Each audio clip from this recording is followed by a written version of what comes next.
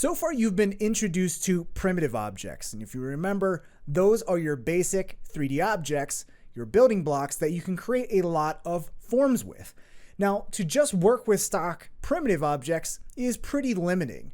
But what if you wanted to, say, taper the leg of the crab or bend its arm? Well, that's where objects known as deformers come in. Deformers allow you to deform existing shapes in many interesting ways. So let's go ahead and in this video, let's cover some of the most commonly used deformers and how we can use them to deform some of the geometry, make up our scene, and make our crab look a lot more interesting. All right, let's start out by tapering the base of the eye here. And you'll see that as I selected this object, you cannot see it in the object manager. And that's because, remember, we have this object nested underneath this left eye group null. So one easy way to be able to quickly reveal your object within a hierarchy is to just select the object and then move your cursor over to the object manager and hit the S key. This is the scroll to first active key, and this will reveal inside of a nested hierarchy your object. So now you can quickly add other objects into that hierarchy or add children to that selected object. Now, what I want to do is to taper this object. So what we're going to do is go into our deformers menu. This is our deformers menu right here. You can see it's represented by this little bent cube. And if I click and hold, you're going to see a whole mess of different types of deformers. And you will notice that they're all the color purple. Now, you'll notice that we also have objects that have the color green. And it's important to understand and distinguish between the colors of objects and how they relate to what type of objects they are. Now, all of these objects that are color-coded purple will manipulate and distort objects or data, okay? So they're not going to generate new geometry. They are just going to deform existing geometry, okay? So let's go ahead and choose a taper object here. And you're going to see that the taper object is represented by this big bounding box here and these arrows that are pointing inwards. Now, these bounding boxes with the arrows are really trying to tell you and inform you which way your object is going to kind of taper into. So if I go to my taper object, go to the object tab, you'll see we have this strength option here.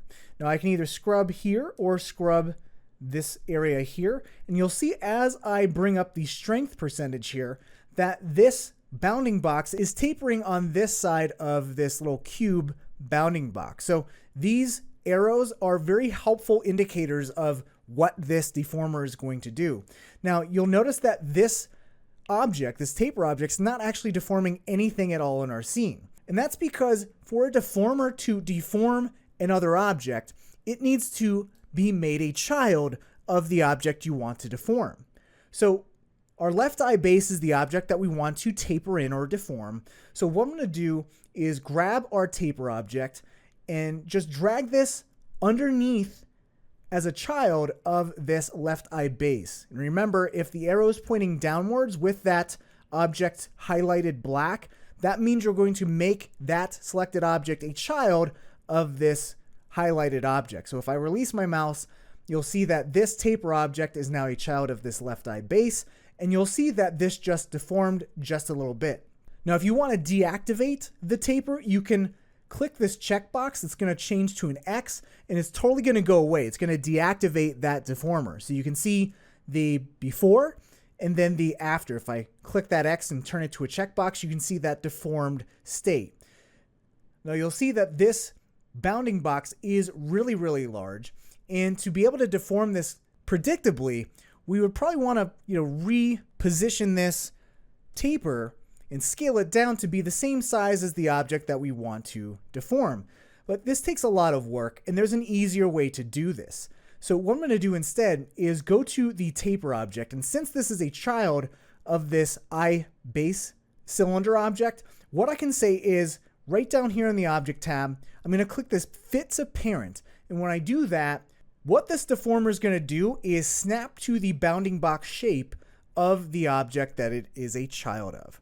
So now you can see that we can now taper this much easier, and we can even move this deformer up and down. And we can even use the size options here to say scale this down in the size Y. So the size here is size X, size Y, and size Z. So X, Y, Z. So I'm just going to adjust the size in the Y here and maybe just move this down.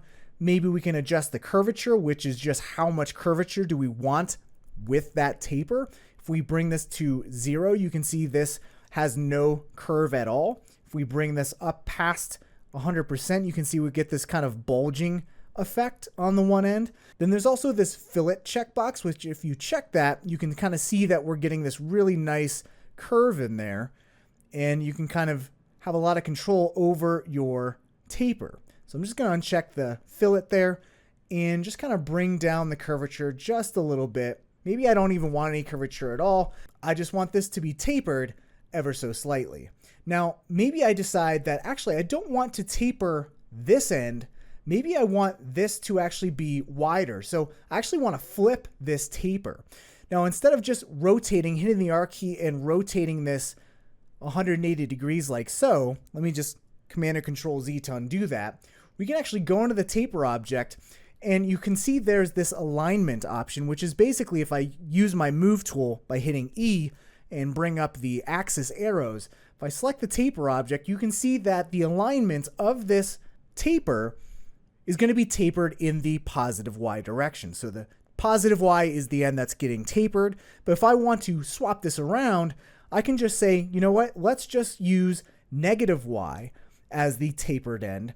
And if I change the alignment to negative Y and I hit fit to parent, you can see that now the negative Y is where the tapering is occurring. And now I can kind of adjust this and adjust the size here again and get the exact type of taper that I want. So maybe a little something like this.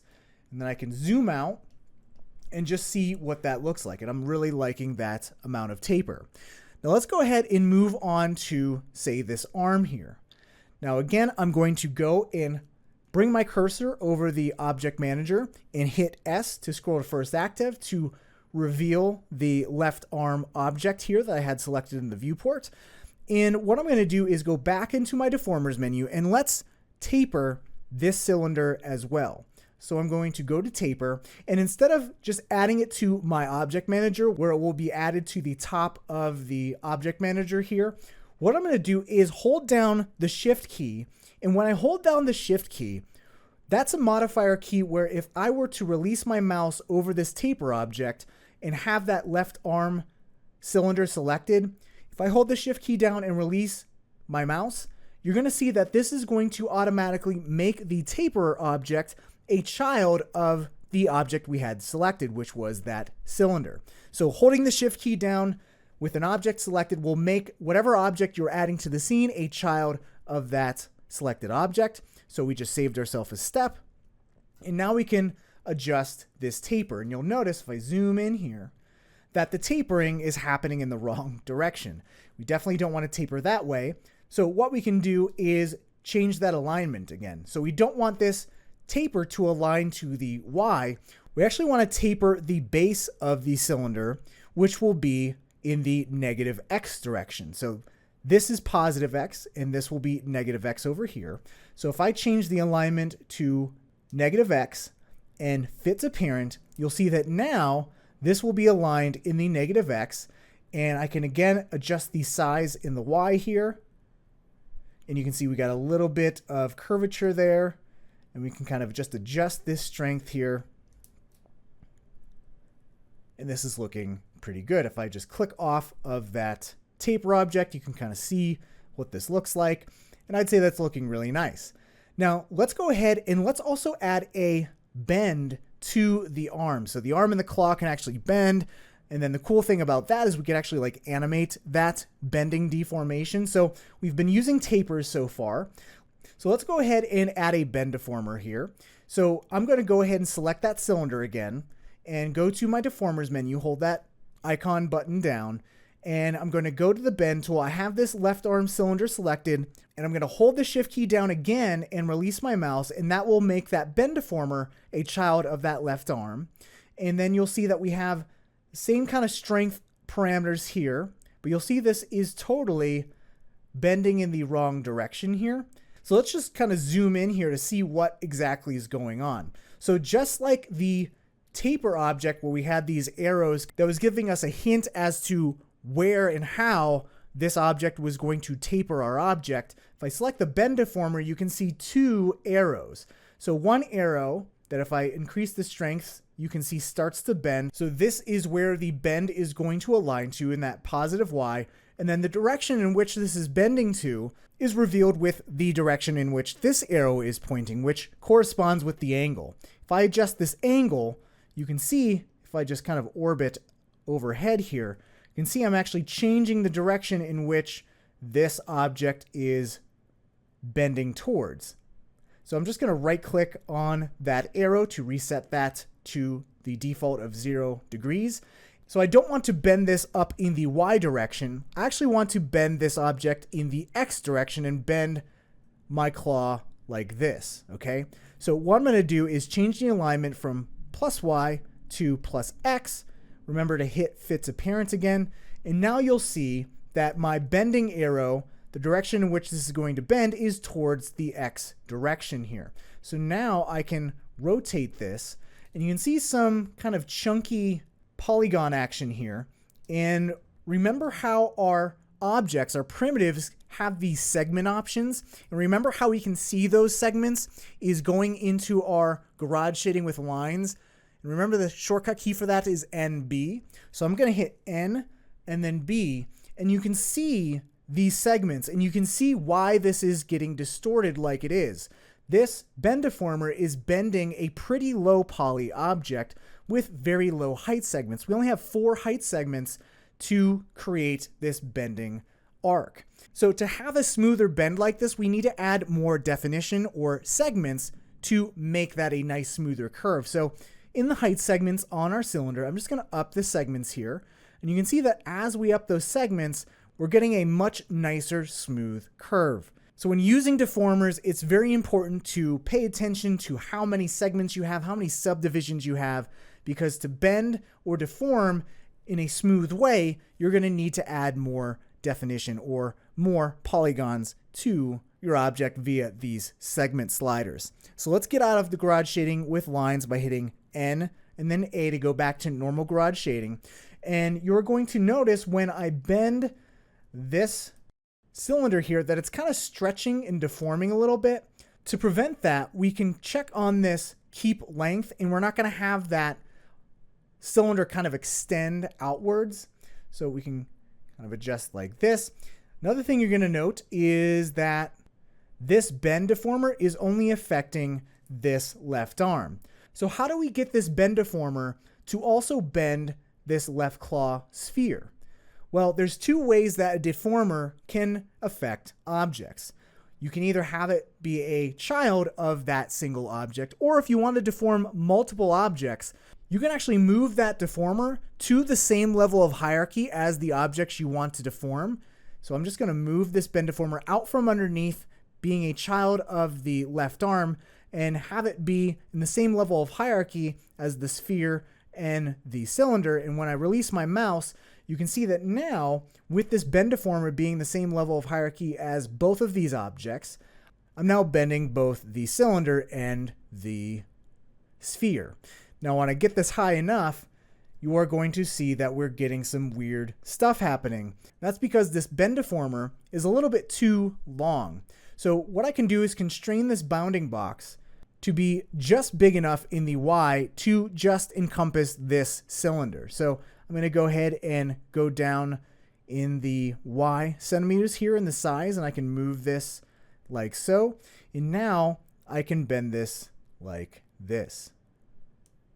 Now, the cool thing about deformers is that you can actually animate parameters like the strength. So eventually we can animate the claw arm moving up and down by just keyframing this strength value. So let's zoom out here. And the last thing I want to add a little bit more interesting shape to is the leg. I'd really like to taper the leg and not have this be like such a peg leg looking type of crab leg here. So again, I want to deform this object. I'm going to reveal it in my object manager by having my cursor in the object manager, hitting the S key. there's our left leg capsule. I'm going to go to my deformers menu here. I'm going to select a taper object. I'm going to hold the shift key down with that left leg capsule selected to make this a child of that selected object, which was that capsule. And you can see that we are going to be tapering by default in this direction. So if I bring the strength up, we're actually tapering inwards, and I actually want to have this flipped. So to do that, we're just going to go to the alignment, go from positive Y to negative Y, hit fit to parent, and now we're going to taper down at this end, which is exactly what I want. Now we can go ahead and move this in the Y direction here and kind of play around with this.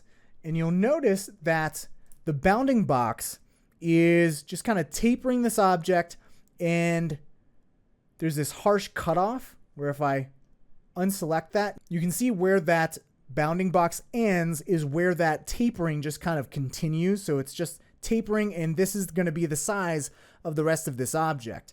Now, if I go back to that taper, and let's just say maybe I wanted this taper to continue. So if you imagine if this tapering continued past this bounding box, we'd kind of shrink even further down. Now, to get that type of effect, we can change the mode where it goes from limited, which means that the deformation's happening within this bounding box and kind of staying the same amount of distortion outside of the bounding box, and say, you know what, have this tapering go unlimited and outside of this bounding box. And you can see now that that taper is going to continue where this actually tapers down and then kind of inverses and grows again.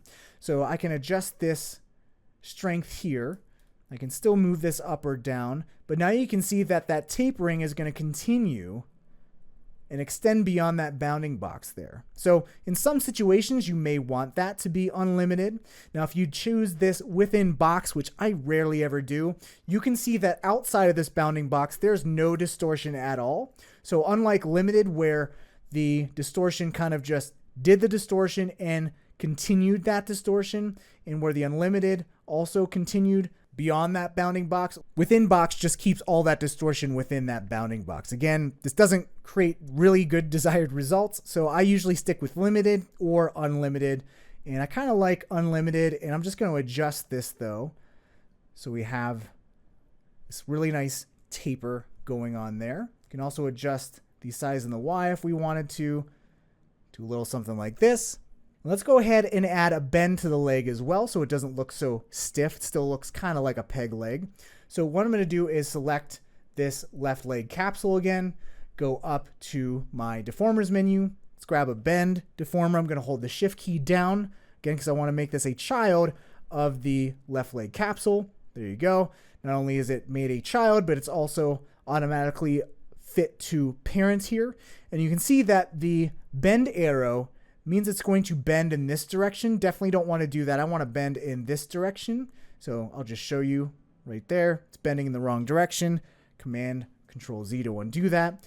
The alignment, we just need to flip it from positive Y to negative Y. So I'll change the alignment, hit fit to parent, and now we have this bending, but something doesn't look right. You can see how when I bend this, it looks like part of this object's just kind of sticking. Now, let's see what's going on here. If we go to our left leg capsule here, we have this bend deformer, and then we have this taper. Now, what's actually happening here is that the order of operations, the order in which this object's getting deformed, is that this object's getting bent first and then tapered. So deformers work from top to bottom, just like After Effects effects work from top to bottom. So if I had a blur and a glow, I'm going to have my layer blur first and then a glow. If you had that the opposite way, where you had the glow first and then the blur, that might create undesired results. So that's exactly what's going on here, where actually we don't want to bend and then taper. We actually just want to bend the result of our tapered left leg here. So if I click and move this taper object to go before the bend deformer in the hierarchy, you can see that now we are tapering the leg and then bending the result of that tapered leg. So now we can just bend the leg here. I'm going to click on that keep length so we don't have that extended leg. And now we have this really nice bent leg like so. If I wanted to, I can go in and select the left leg group null and just move this and maybe rotate that just to kind of reposition this as we have this bent leg now. And I would say this is looking really nice. Now we have a lot of bounding boxes kind of cluttering our scene. There's two ways to, once you're done adjusting your deformers, to removing them from cluttering up your viewport. And the first way is using these dots here. So these are actually visibility dots. If I click on the first dot here, it's going to turn green. And if I click on it again, it's going to turn red. And you can see that my bend deformer bounding box just disappeared. Now this top dot is the visibility of your object in the viewport. And if I click on the bend deformer and go to the basic tab, you can see we have this visible in editor and visible in renderer. You really don't have to pay too much attention to these options here because these dots basically control these options in this basic tab. So if I also wanted to hide this in the renderer, which deformer bounding boxes don't actually show up in the renderer anyway, so you really don't need to do this, but I just want to show you when I click that dot, it changes to on. If I click that dot again, the bottom dot, that changes that visible and rendered to off. I'll just click these dots to make them go back to their default, and then I'll click this dot twice to turn this off so it's not viewable in the editor or the viewport. And you can also do this with objects, so I can hide this from the viewport view or turn that on in the viewport view as well. So these tiny dots, we like to call them traffic lights, and they can really help you declutter your viewport. Now, an even easier way to hide all of the deformer bounding boxes from your viewport is to go up to your filters menu, and here's where you can filter out all types of objects from showing up in your viewport. And if we go down here, you can see here's our deformers filter. If I select that, you'll see all of our deformers are hidden. If I go back to the filter and go back down to deformer and activate it again, you can see all of our bounding boxes are turned back on. So either way you want to handle cleaning up your viewport is up to you. The only thing I recommend is if you do have this filter turned off, to remember that that's what's happening when you don't see your bounding box, is that you actually did turn off this deformer filter and to just turn it back on to be able to select those bounding boxes and select those deformers. So you can see how powerful deformers are, giving you a ton of control over your geometry, allowing you to model shapes without needing to learn traditional modeling methods. Now, we only covered a handful of these deformers here, but I encourage you to explore all the other types of deformers here and see what they do, especially the jiggle deformer. It's definitely one of my favorites. Now remember, you can always go and right click on anything and go down to show help to bring up that help menu and learn about and explore all the other type of deformers on your own.